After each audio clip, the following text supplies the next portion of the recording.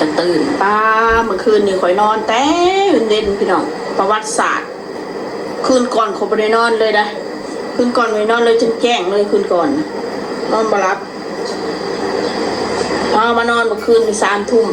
มาหน้าน้อยกันนอนน้ำเมย์เนี่ยยังไม่ตื่นอยู่ในยังไม่นอนยังแงวนี่เป็นไงยังไม่ตื่นอยู่ได้ไงค่ะเฮ้ยนอนไปซะขนาดน้ำพอมึงหาดังไพ่หนึ่งเขาเลยหน้าแล้วว่า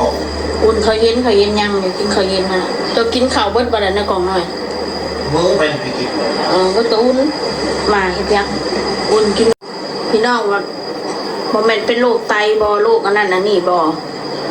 ข่อยมีความรู้สึกว่าโมเมนต์เดี๋ยวมันเป็นดอกโรคตรงโรคไตนะเพราะว่าข่อยมันร่างกายแข็งแรงอยู่คือว่าเจ็บหัวบ่อยๆนี่คือยัง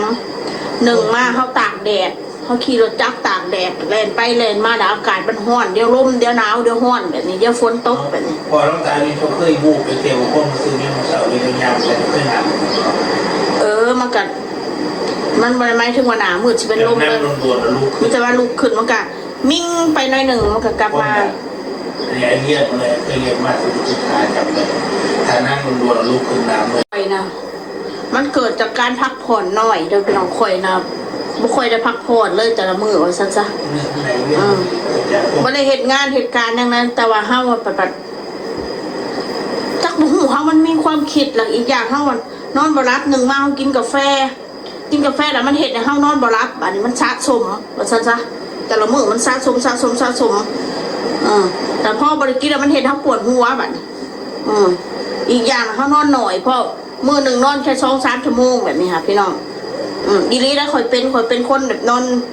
นอนยากมากเลยข่อยอยากได้ยานอนหลับมากินพาซื้อซะคุณพี่ขายแต่พี่น้องยานอนหลับนะตื่นไปแล้วก็จะอาบน้ำเลยคุณจะได้เมียนหอมมันปุ๊บขนาดหอมเมื่อไหร่ปวดกระตุ้นผมบริบวมมันบริโนอนบ่คนมันบริโนอนเต็มอิ่มเนาะคืนว่านตี 5มานอนตี 5แล้วก็ตื่น6 โมง 7 โมงมันพักผ่อนบ่เพียงพอมันเมื่อยแล้วกับร่างกายแต่ละมือฮะแต่แนวเห็ดพี่น้องเห็ด YouTube แต่แล้วเห็ดจะได้คอยกันขยันนะคอยเมื่อได้ขอบ่เห็ดกับบ่ได้ดอกพี่น้องเขาต้องหาเงินไผสิบ่ามุข่อยขี้ข้านขี้เกียจบ่ซันมาหากินยังก็ตามYouTube มันก็คืองานเฮามันได้หน่อยก็สร้างมันยังหน่อยเฮาก็ได้คู่มือยิ่งมันได้หน่อยยิ่งบ่เฮ็ดแห้งบ่ได้พี่น้องนี่สินที่เฮาไปกู้ไปยืมมาเพิ่นก็อยากได้เนาะเฮาเข้าใจเบิดเจ้านี่นะพี่น้องสินเฮามีไส้ข่อยแห้งอยากใส่ให้มันเบิดบาทเดียวคนมาพูดใส่นี่บ่ได้อยากเป็นหนี้เป็นสินไผมันบ่ได้ม่วนการเป็นหนี้เป็นสินนะมันอยากให้ผู้ใดมาว่าโอ้ยถ้าบ่มีหนีกินยังก็กินไปถ้าเขาบ่มีหนีค่ะที่โอ้ยบ่เป็นเบ้าถ้าบ่ได้ประมาทเงินเดือน YouTube ตัวพี่น้องเอ้ยอยู่ได้สบายข่อยกับผัวข่อยลูกข่อย3 คนนะเป็นเดือดร้อนให้อีกมีหอดเงินเก็บพุ่นสร้างดอกมันมีแนวดอกมีแนวให้เฮ็ดมีแนวให้กู้ให้ยืมดอกคนเฮามันก็บ่แม่นว่าสิไปยืมหนี้เฮ็ดธุระแบบไร้สาระแบบเนาะจะมีแนวมาแล้วนั่งยืมไม่กินนทองลาภอันประเสริฐคนไม่เป็นหนี้ก็เป็นลาภอันประเสริฐคือเขาว่านะ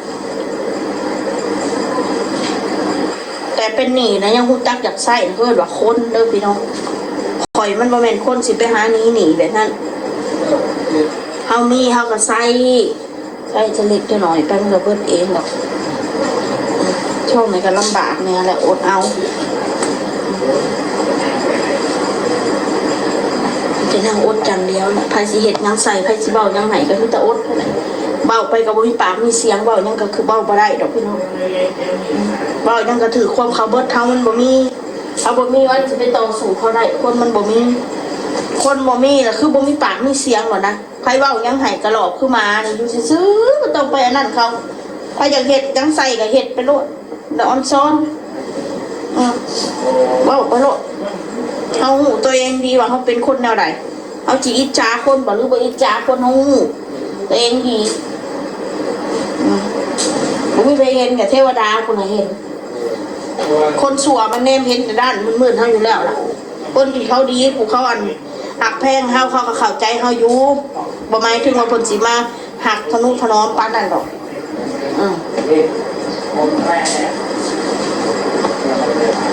คนเฮามีคนหักมีคนสั่งถ้าได้สั่งแล้วทำดีปานใดก็สั่งคือข่อยนี่เอาข่อยได้สั่งคนแล้วมองให้มึงดีกับกูปานใดกูก็ยังสั่งมึงอยู่นั่นแหละได้รุดปากแล้วคำเบาของข่อยเนี่ยมันมีสัจจะบ่เอาก็คือบ่เอาถ้าได้ว่าออกไปแล้วก็คือเลิกคบไปเลยตลอดชีวิตถ้าได้ลั่นปากจะมาอันนั้นอันนี้พิดกันมาเหยาะมาแงะมาคืนดีกันบ่เอาเพิ่งสิคืนก็อยู่ไปอยู่มันแต่มาอยู่วุ่นวายกันแค่นั้นแหละไม่อยากอยู่กับใครแล้วชีวิตพอแล้วพอกับคนแล้วอิ่มโตแล้วอยากอยู่กับลูกกับผัวเนี่ยแหละก็เลยสิว่าผัวบดีแต่ผัวเขาอยู่เคียงข้างผัวบดีถิ่มข่อยขอบริถิ่มเราบริถิ่มข่อยผัวบดีคนอื่นดีเขาพอบดีมาอยู่เคียงข้างเขาบดีมาหลักรู้หลักฟังชีวิตเขาบดีมาหลักว่าเฮาเมื่อนี้เขาเป็นนางเขาเสียใจอย่างเฮาในที่อธิบายให้เขาฟังเขากับภาษาบาทสิไปผู้นั้นผู้นี้มานั่งฟังคำอธิบายของเฮาให้กำลังใจกันมันก็ทุกมันก็อยู่ได้พี่น้องเลยเป็นอะไรสิทุกปัญญามันก็อยู่ได้ผัวเมียให้กำลังใจกันอันนี้ทุกเรามันคิดมาเว้าเสียใจกันเว้าแนวบุรีเว้าแนวบันทอนใจมึงนี้จากกูเดิมมึงไปจากฉันเดิมไหลกันนี้คือกูมาร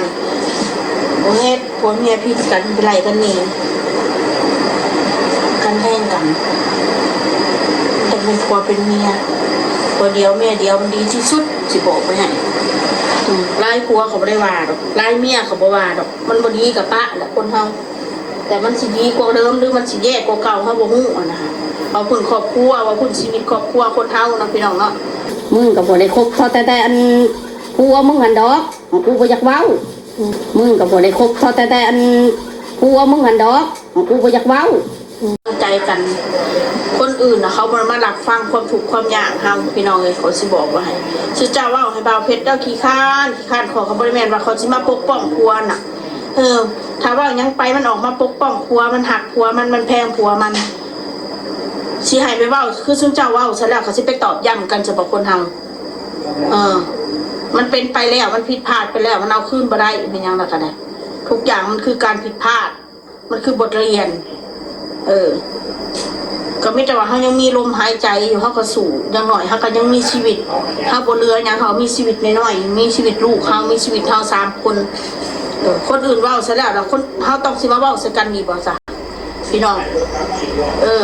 เจ้าลองคิดบ้างดูบักขี้ข้านบ่เฮ็ดหยังบักขี้ข้านบ่เฮ็ดหยังเจ้าเห็นข่อยอยู่ซื่อๆบ่ YouTube เนี่ยเขาบ่ได้อยู่ซื่อได้ได้ฉันได้ว่าได้ฉันได้เขาบ่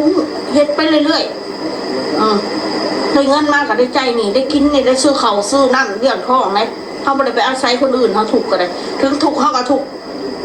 เจ้าเงินห้องน้อยๆอยู่เขาก็ยังใส่เงินเสานะเขาไม่ได้ขอเขาอยู่เลยพี่น้องเขาซื้อ5 โล 10 โลเขาก็ซื้อนะเขาไม่ได้ไปขอชาวบ้านกินนะชาวบ้านกินนะมันตั้งนานตั้งเกียรตินะคะไปขอชาวบ้านกินนะไปอาศัยกินแต่น้ำหมูนะ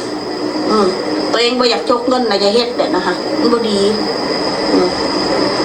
ทุกก็อยู่จะเฮ้านี่แหละมียังมีแต่ซื้อมากินมันมีแล้วก็แล้วหากินไปอีเสงออีพี่บ้าอีปัญญาอ่อนอีเสงออีพี่บ้าอีปัญญาอ่อนเอ้าซ้ำนี่แล้วอีเสียเส้นว้าวกระโตเดซานโตพอดีสำใดบ่นางมนเลยดีสำใดมึงกับบ่ได้คบเขาแต่อันผัวมึงหันดอกกูบ่อยากเว้าก็ดีแล้วเนาะแม่น้อย